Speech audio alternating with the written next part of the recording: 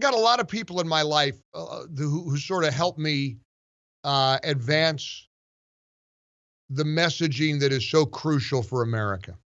One of those people is the president and CEO of Job Creators Network. Job Creators Network happens to be an organization that is near and dear to my heart. I go way back with these guys.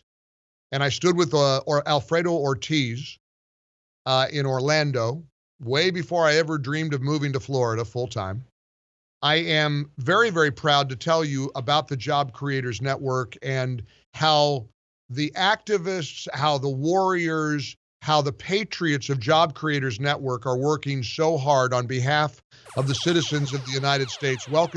Proud to welcome back Alfredo Ortiz, as the battle, Alfredo, in many ways is just beginning, isn't it, my friend? It is, my friend. Thank you so much.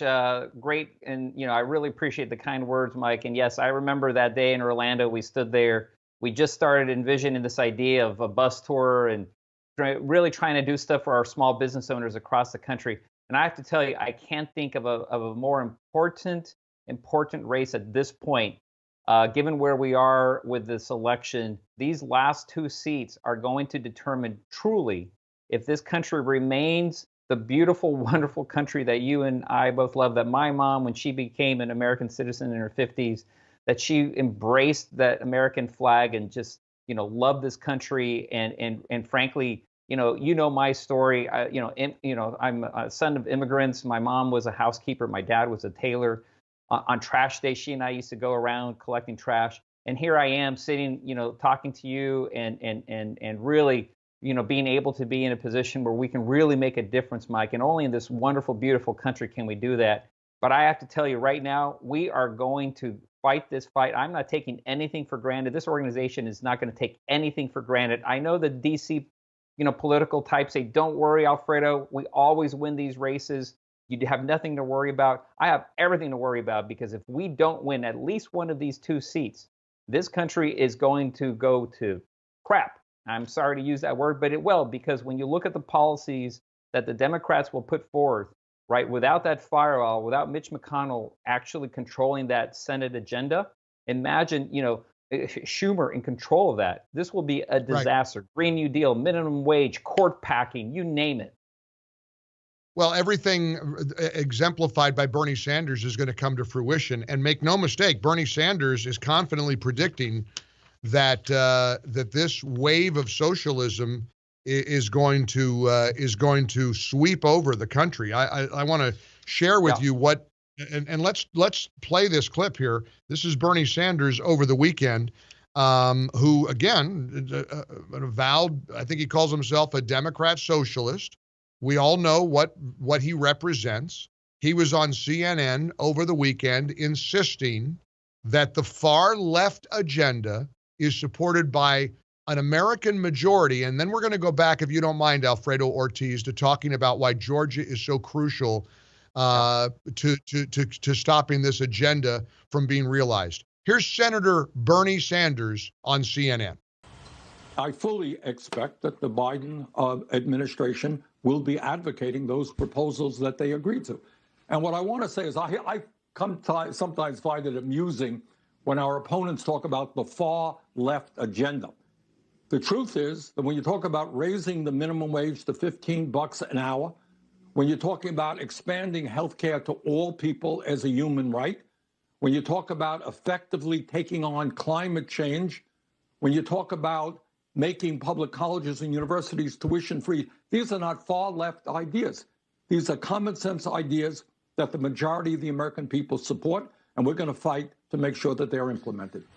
And I don't doubt that they're going to fight. Now, Alfredo, let's go back to Georgia. And for people who don't understand these 2 runoffs, explain why it's so crucial that the Republicans, Kelly Loeffler and David Perdue, win on January 5th.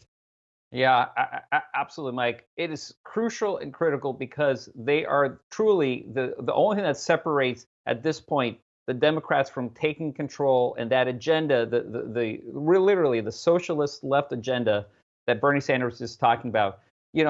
only in his mind does he think that that's just a kind of a center, a very popular. It is nothing like that at all. And when you think about what they're going to do, it's really kind of scary right now. And so you have the Senate. These 2 Senate seats are the only firewall that's going to keep that agenda as much as possible from actually being implemented. Because if it's real, and I want to do the math, Alfredo. That's it. Yeah, that's it. I want to do the math. Right now, Republicans have a 50-48 lead in the Senate. Right.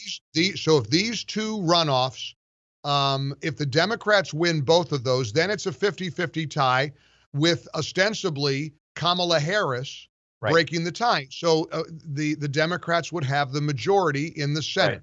And that means that, and again, I'm not conceding anything with President Trump. I don't know about you, Alfredo, and I don't want to put you on the spot here. The president tweeted this morning, "I concede nothing." The president is fighting. I believe he gets his day in court. He's making legal challenges. There is no. If we learned anything, we ought to stop making predictions. And we ought to stop listening to the smart kids who tell us how we're supposed to think, how we're supposed to feel. Right. I saw the rallies. You saw the rallies. Now we're being told Biden had 8 million more votes than Obama in 2008. They told us there was no fraud whatsoever. Then they said, well, there wasn't widespread fraud. Now they're saying, well, there's not enough fraud to overturn the election. Okay, sure, right, I get it. But I know what we can do. We can absolutely fight for Kelly Loeffler and David Perdue, because if the Democrats take the Senate, we could be, as a country, Alfredo, in really, really big trouble. Yeah, that's right, Mike. And that's why we actually established a completely separate fund, Keep America Action Fund. And by the way, I ask your listeners to please go to keepamericaamerica.com. We need the support. We're going to do old-fashioned barnstorming, like I said, Mike, and you know how we do this, right? We're going to go out there. We've got 2 buses coming in. I got billboards. I got statewide radio. I've got small business advocates, doctor advocates, right, that are going to be barnstorming with me across the state.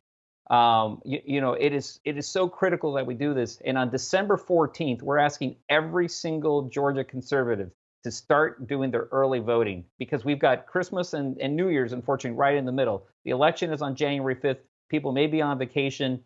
We're asking, you know what? Try to avoid the mail-in ballot. We don't need more of these issues, right? Do the early in-person voting. It starts December 14th. But Mike, I also, this organization and the fund needs the support to be able to do this. We ask people to go to keepamericaamerica.com. Mike, like I said, you've known us for years. You know what we do. We do this very, very well. We did this for the Tax Cut and Jobs Act. We went all over the country with our small business advocates. We're going to do that right here in the state of Georgia. And like I said, this organization, this fund, keepamericaamerica.com, we are not going to take a single thing for granted, because too much is on the line. And like I said, that entire socialist agenda, court packing, the filibuster, statehood, you name it, Mike. It is scary to think what would happen if we lose control of that Senate. Alfredo Ortiz, I'm grateful for your work. I look forward to working with you all throughout this cycle. Keep fighting the good fight, my friend. And thank you. I hope everybody will support you. KeepAmericaAmerica.com. Thanks, Alfredo. Thank you, Mike.